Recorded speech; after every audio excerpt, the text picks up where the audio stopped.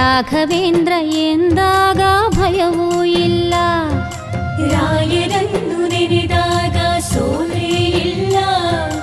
ರಾಘವೇಂದ್ರ ಎಂದಾಗ ಭಯವೂ ಇಲ್ಲ. ತಾಯಿಯ ಮಮತೆ ತೋರ ಗುರುವೂ ಇವರು. ತಾಯಿಯ ಮಮತೆ ತೋರ ಗುರುವೂ ಇವರು. ಬದುಕಲ್ಲಿ